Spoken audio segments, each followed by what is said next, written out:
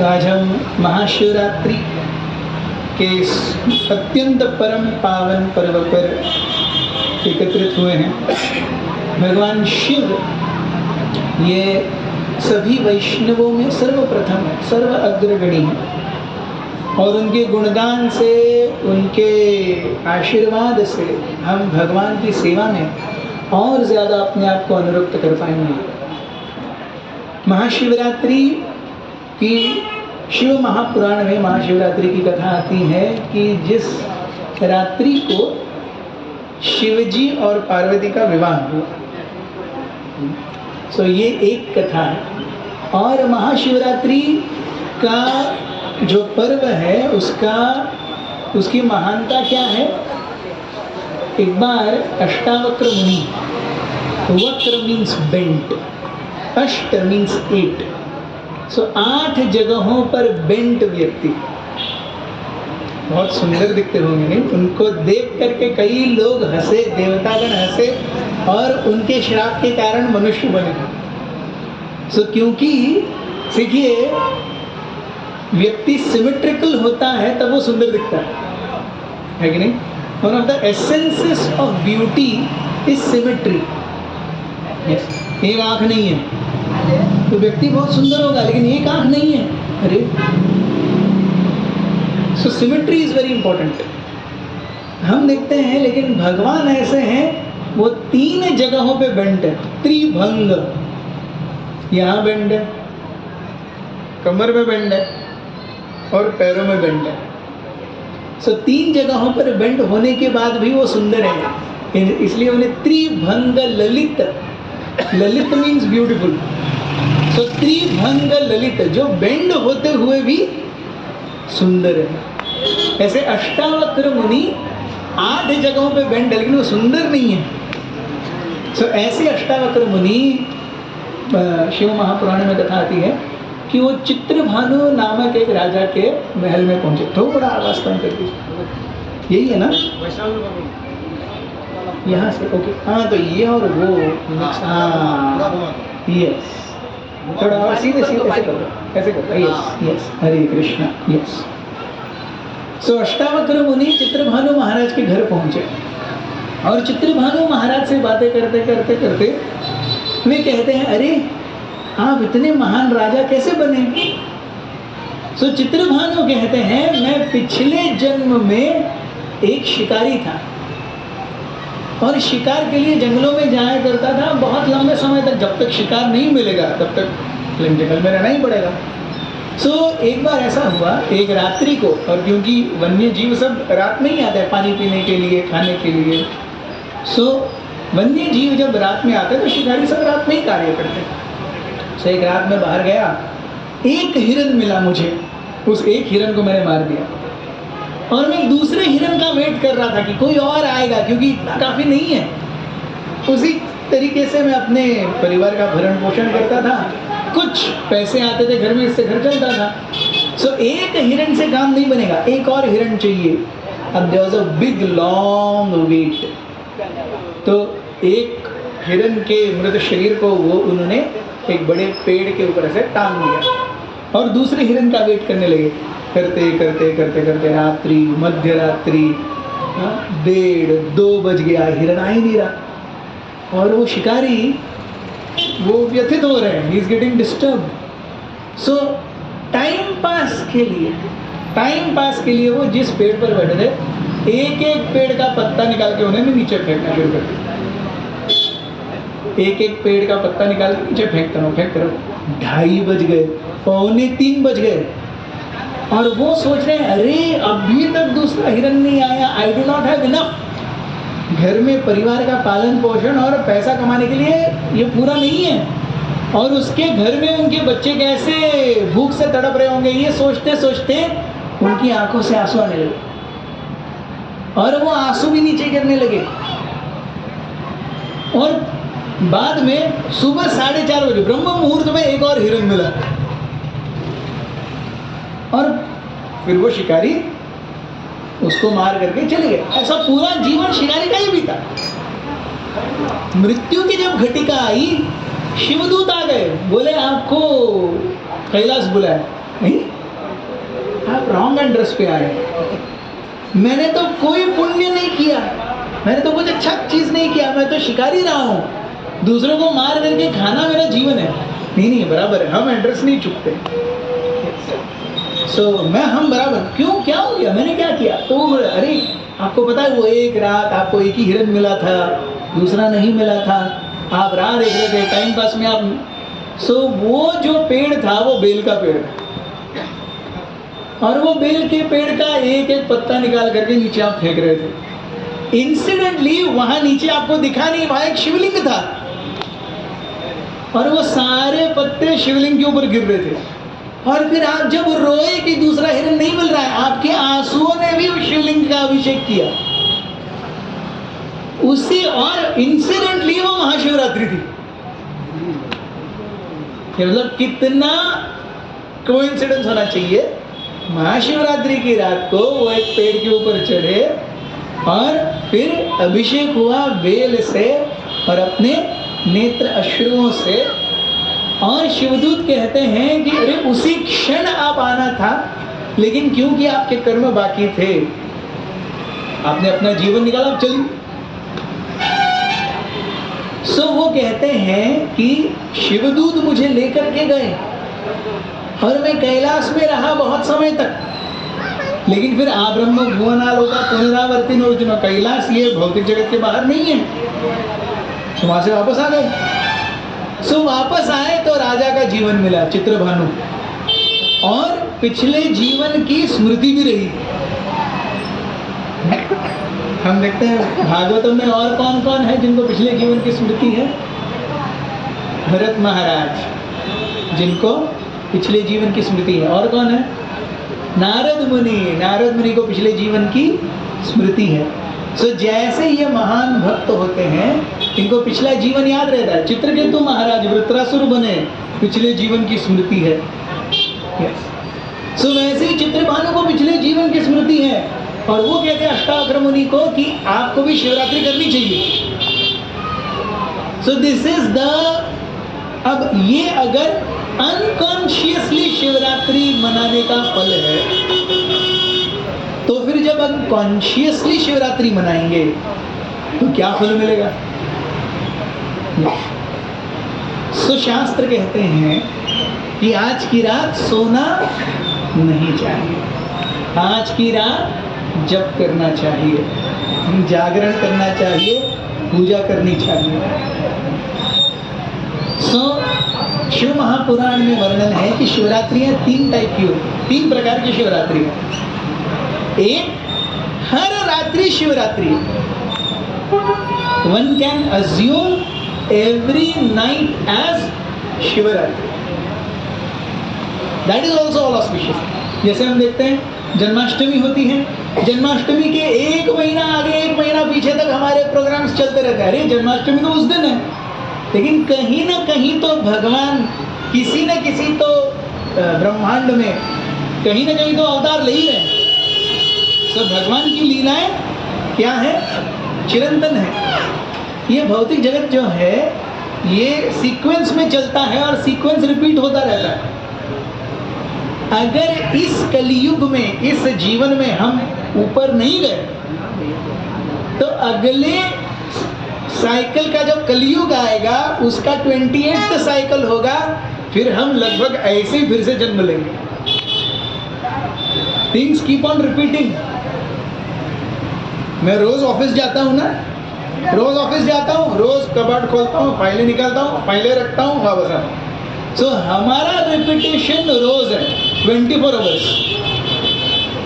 लेकिन जब जीव के आने जाने की बात आती है तो वो एक्सटेंड बहुत लंबा हो जाता है। अगर मैं अभी इस कलियुग में अपने आप को कंप्लीट नहीं करूँगा, और अगर अगले समय इन बीच में अगर अपने आप को पूरी तरह से ये नहीं कर पाया, तो अगले कलियुग तक ये आत्मा जब अगर रही, तो अगले कलियुग में लगभग कुछ ऐसा ही सीन होगा, थोड़ा इधर उधर। जैसे हम देखते हैं सनातन गोस्वामी कहते हैं भगवान की लीलाएं सेम है, वो रिपीट होती रहती हैं, थोड़ा इधर उधर। जैसे अब हम देखते हैं कि वृंदावन से मथुरा कृष्ण कैसे जाते हैं? अक्रूर के रथ पर। तो सनातन गोस्वामी कहते हैं अगली बार जब भगवान आएंगे और कंस को मारने जाएंगे तो भगवान भी होंगे, देवकी भी होगी, वसुदेव भी होंगे, कंस भी होंगे, सब जाएंगे। कैसे? कालिया के ऊपर बैठ करके जाएंगे। ये थोड़ा सा चेंज है। तो अगले कलयुग में भगवान अक्रूर के रथ के ऊपर बैठ के निकल जाएंगे, कालिया के ऊपर जाएंगे सवारी, बोट राइड, कालिया वाटरवेज। सो ऐसे लीलाएं सेम है, थोड़ी इधर उधर होती रहती है। सो चित्रभानु कहते हैं कि you also should do Mahashivratri. So first Mahashivratri, every night is Mahashivratri. हर दिन भगवान शिव का भजन। वो नहीं तो सेकेंड इज माघ महीने में, वो जो 28, 29, 30 दिन होते हैं, हर रात शिवरात्रि।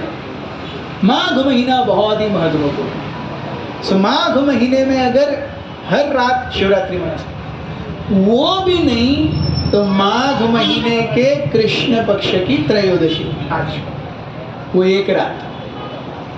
सो ऐसे हम देखते हैं जैसे वो हर एकादशी करनी चाहिए, नहीं कर सके तो पांडव निर्जली, तो हर समय उपवास करना चाहिए, अच्छे से भजन साधन करना चाहिए, नहीं तो कार्तिक, नहीं तो भीष्म पंचक।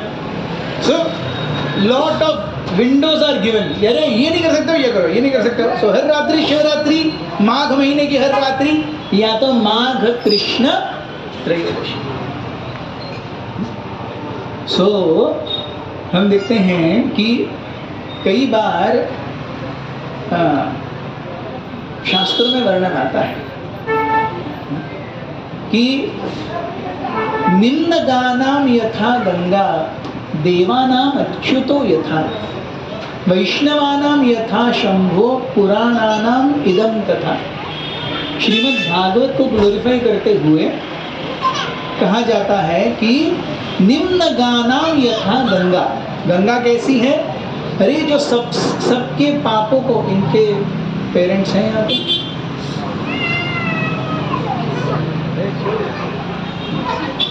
निम्न गानाम यथा गंगा, जो नीचे आई है, अपने स्थान को छोड़ करके नीचे आई है, ऐसी कौन है? गंगा है। निम्न गानाम यथा गंगा। गंगा एक ही ऐसी नदी है जो स्वर्ग लोकों में भी बहती है, मर्त्य लोकों में भी बहती है, और पाताल लोकों में भी बहती है। सो ऊपर उसे मंदाकिनी कहते हैं, बीच में उसे गंगा कहते हैं, नीचे उसे भोगवती कहते हैं। सो तीनों जगहों को ये प्योर करती है। सो निम्न गानाम, भगवान के चरण कमलों को स्पर्श करके नीचे आई है। निम्न गानाम यथा गंगा, देवानाम अच्युतो यथा, देवताओं में सर्वश्रेष्ठ भगवान अच्युत। वैष्णवों में, अच्छा देवताओं में, देवताओं के सबसे परम भक्त वैष्णवानाम यथा शंभु। शिव जी कौन है? सबसे परम वैष्णव है। और पुराणानाम इदम तथा, 18 पुराणों में सबसे श्रेष्ठ कौन सा है? भागवत। सो भगवान के भक्तों में सबसे अग्रगणी कौन है? शिव। वैष्णवानाम यथा शंभु। तो क्या हमें शिव जी की उपासना करनी चाहिए महाशिवरात्रि के दिन? कर सकते हैं। सो शास्त्रों में वर्णन आता है कि हम देखते हैं श्रील प्रभुपाद जी वैष्णवों के लिए बहुत सुंदर रूप से बताते हैं कि ब्रजवासी ये क्या किया करते थे? कभी कभी sometimes they would observe Shivratri. लेकिन शिवरात्रि में, जब शिवरात्रि में प्रार्थना अर्पण करते हैं, सो प्रार्थना भी क्या अर्पण कर रहे हैं? अरे हमारे कृष्ण को बहुत ज्यादा राक्षस आ रहे हैं मारने के लिए, उसको थोड़ा प्रोटेक्ट करो, उसके जीवन में बहुत गड़बड़ी है, उसे कुछ अनबन न होने दो। हम शिव जी सोच रहे हैं वो मुझे प्रोटेक्ट कर रहे हैं, मैं क्या उन्हें प्रोटेक्ट करूंगा? वो मुझे प्रोटेक्ट करते हैं, लेकिन प्रेम से ब्रजवासी कहते हैं oh you by your mercy. हम देखते हैं Nanda Maharaj observe Shivratri once, Nanda Maharaj observe Shivratri and say oh please protect my child, मेरे बच्चे को हे भोलेनाथ आप क्या कीजिए, शरणागति दीजिए। यशोदा मैया कात्यायनी देवी के पास जाती हो और नारायण से झगड़ा करती है, हे नारायण आप मेरे बच्चे के जीवन में इतना क्यों टेंशन दिए हुए हो, इतना सा है 1 साल का 1.5 साल का, हर रोज एक राक्षस आता रहता है, मेरे बच्चे को इतना तकलीफ होता है। ये यशोदा मैया नारायण से झगड़ा कर रही है। शिवजी की जो कृपा है वो हम देख सकते हैं कहाँ पे दिखती है शिवजी की कृपा, हलाहल पान में। सारे ब्रह्मांड के जीवों को बचाने के लिए उन्होंने क्या किया, हलाहल पी लिया, और वो अपनी शक्ति से पी लिया। पार्वती आती है यहाँ पर हाथ रखती है तो यहाँ से नीचे नहीं जाता, तो भगवान का नाम क्या हो जाता है, नीलकंठ। भागवत में वर्णन है कि जब कालिया यमुना में कालिया दह नामक जगह पे रह रहा था, तो कालिया ने उस कालिया दह में इतना विष फैला रखा था कि उस विष के फ्यूम्स उड़ते हुए poison vapours, water vapour, poison vapour, वो पॉइजन वेपर से ऊपर उड़ते हुए पक्षी गिर जाते थे और मर जाते थे, इतना विष था। ये कालिया दह की बात है। और ये कौन है, चिरकुट कालिया।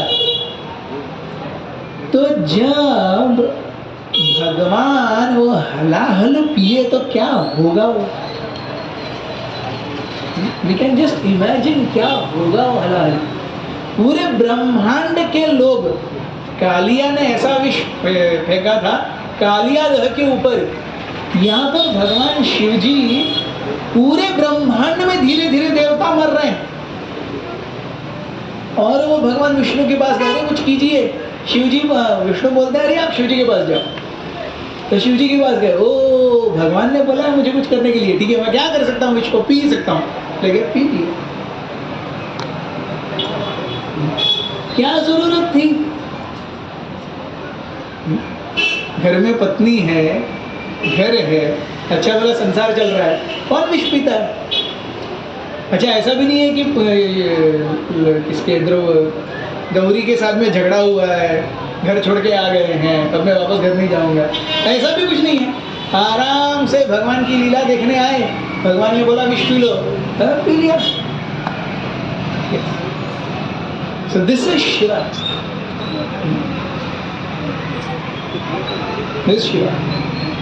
क्या है, करुणावतारम संसार सारम भुजगेंद्रहारम। इसका शुरुआत कैसा है, कर्पूर गौरम करुणावतारम संसार सारम भुजगेंद्रहारम सदा वसंतम हृदयारविंदे भवम भवानी सहितम नमामि। सो एक्चुअली ये आज रात की है, क्योंकि आज इन दोनों की शादी है। सो ही इज कर्पूर गौर। गौर इज वाइट। सो कैसे वाइट है, कर्पूर का वाइटनेस होता है, it is not exactly white, off whitish, dull whitish, कर्पूर गौर। करुणावतार, करुणा से उनका अवतार हुआ है। संसार सार है कि नहीं, इस पूरे ब्रह्मांड में जितने शरीर आ रहे हैं, वो शरीर क्यों आ रहे हैं, शिव और पार्वती के एकत्र आने के कारण वो शरीर आ रहे हैं। Actually, Shiva is the father of all living entities. Gauri is the mother of all living entities. So Shiva, ये इस भौतिक जगत के लिए उस ब्रह्मांड के पिता हैं, और गौरी उस ब्रह्मांड की माता है। So कर्पूर गौर करुणावतार संसार सार, और भुजग इंद्र। So शिव को उस हलाहल से क्या होने लगा, गर्मी होने लगी। जलने लगा। तो शिव जी ने क्या कर लिया, सांप डाल दिया। सांप का शरीर कैसा होता है, ठंडा होता है। We are warm blooded, reptiles are cold blooded. उनका जो अंदर का, उनके पास ब्लड भी नहीं होता है, इनफैक्ट अंदर ठंडा होता है। तो ऐसे वो ठंडा करने के लिए डाल दिया। उससे भी नहीं हुआ, चंद्रमा को बिठा लिया।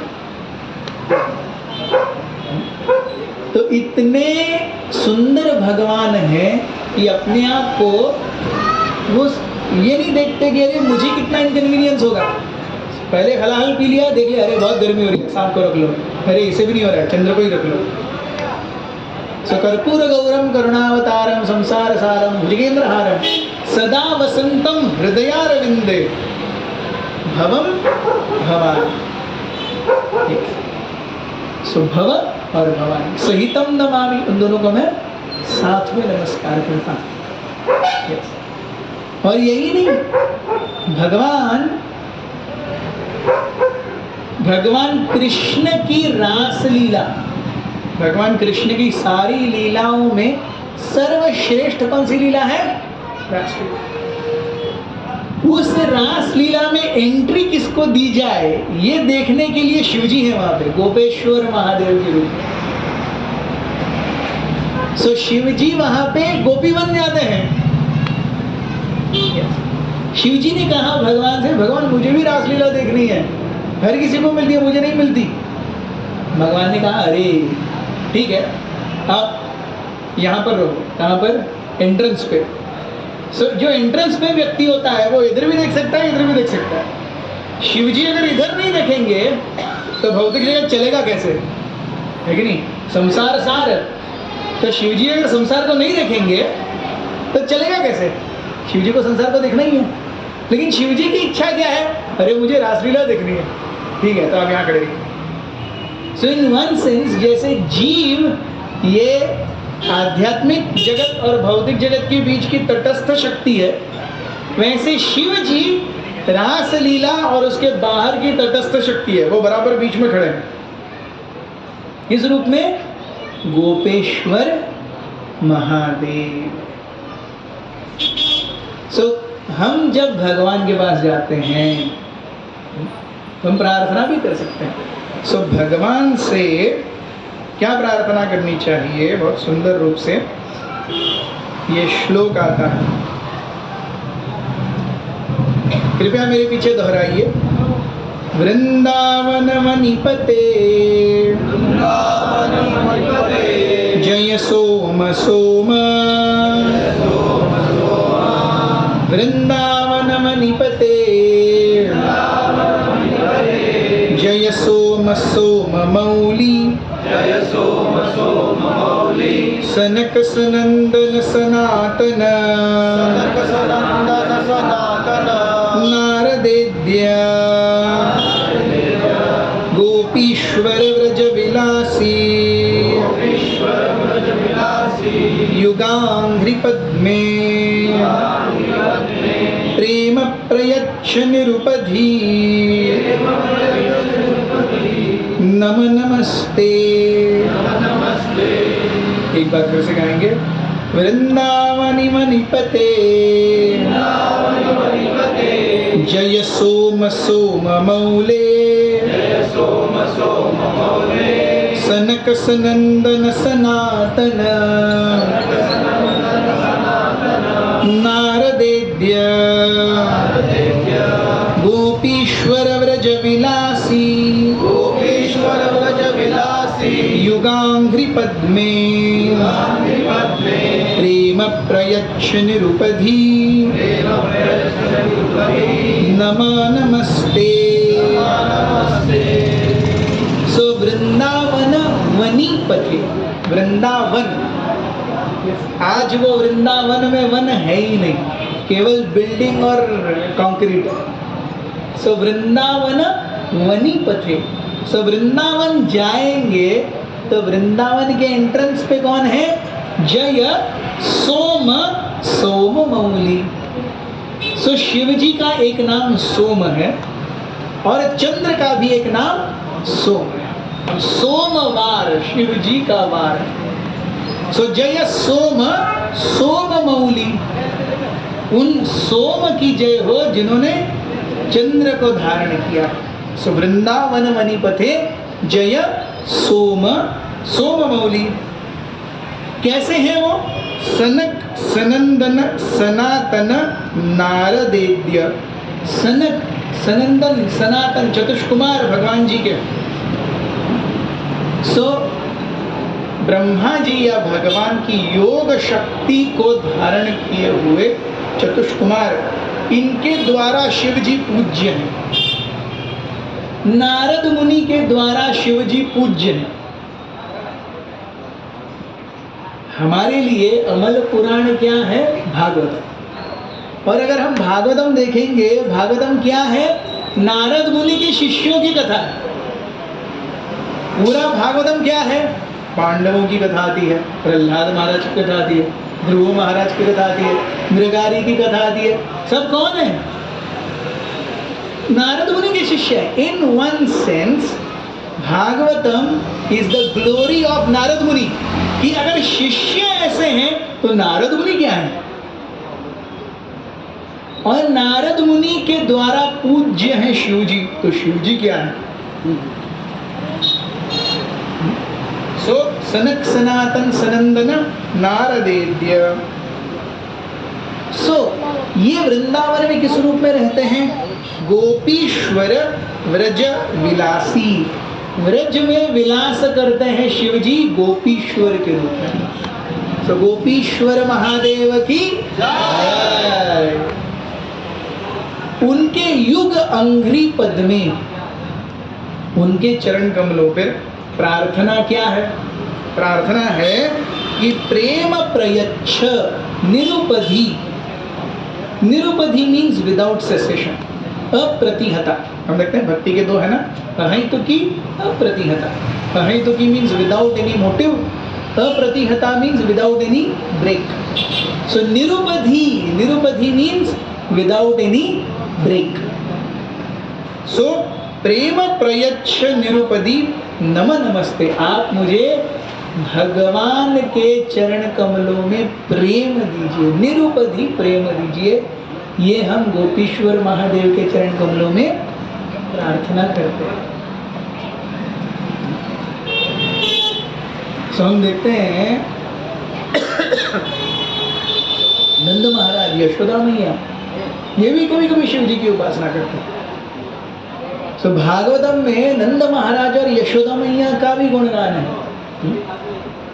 सो परीक्षित महाराज पूछते हैं शुकदेव गोस्वामी से, नंदः किम अकरोत् ब्रह्मन् श्रेयः एवं महोदयम् यशोदा च महाभाग पपौ यस्यां स्तनं हरि। नंदः किम अकरोत् ब्रह्मन्, अरे नंद ने क्या किया कि उनके घर में स्वयं पूर्ण पुरुषोत्तम भगवान आए?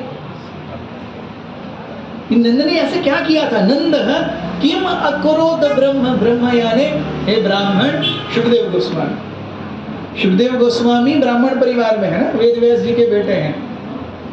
सो हे ब्राह्मण नंद किम अकरोत् श्रेयः एवं, अरे क्या भाग्य है, पूर्ण पुरुषोत्तम भगवान के पिता होने का सौभाग्य मिल रहा है। श्रेयः एवं महोदय।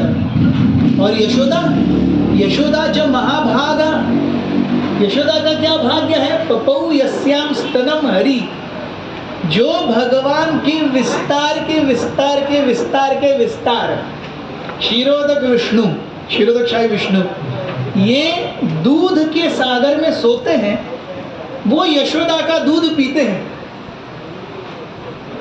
जो दूध के सागर में सोते हैं वो यशोदा का दूध पीते हैं। यशोदा च महाभाग पपौ यस्याम स्तनम हरि, उसका स्तनपान किया। और ये भी शिव जी की कभी कभी उपासना करते हैं, तो शिव जी कितने महान। So we should definitely pray very very fervently.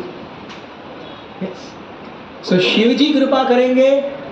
Yes, so Shiv जी और कृष्ण, शिव जी और पार्वती और राधा रानी और कृष्ण, इन दोनों का जो रिलेशन है ना, एकदम ऑपोजिट है। कृष्ण जल्दी से किसी को अपने पास नहीं लेते, राधा रानी बोलती है अरे अच्छा ठीक है तुम कहती हो तो। वैसे गौरी किसी को बहुत जल्दी छोड़ती नहीं है, उनका वो थैंकलेस टास्क है, माया से छोड़ती नहीं है। शिव जी कहते हैं आज तो गौरी छोड़ दी। सो गौरी ने छोड़ना चाहिए और राधा रानी ने बुलाना चाहिए। इसके लिए शिव जी बोलेंगे और कृष्ण फिर एक्सेप्ट करेंगे। That's how the cycle works. Krishna does not accept till Radharani recommends, and Gauri does not release till Shiva recommends. So we pray at the lotus feet of Lord Shiva. Yes. कि हमें इस भौतिक जगत से बाहर भगवान की विशुद्ध प्रेम नई सेवा मिले। And what greater day or night to pray. हम देखते हैं भौतिक जगत और आध्यात्मिक जगत, सारे जितने भी भगवान के अवतार हुए हैं सब दिन में हुए हैं। मैक्सिमम शाम, गौर पूर्णिमा शाम को, नरसिंह चतुर्दशी शाम को, बाकी सब दोपहर में।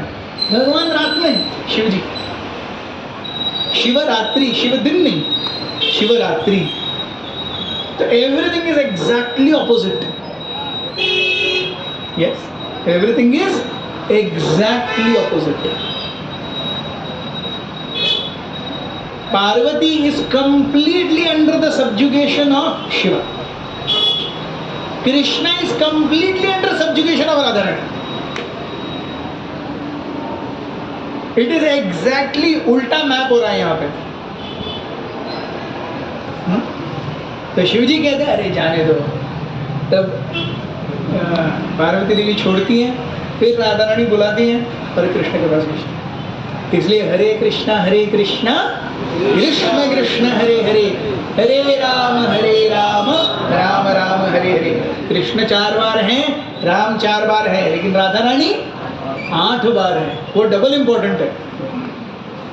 Yes, so for us Radha Rani is more important than Krishna. And Radharani's mercy, Radharani cannot be approached without Guru. Guru cannot be approached without the mercy of Vaishnavas.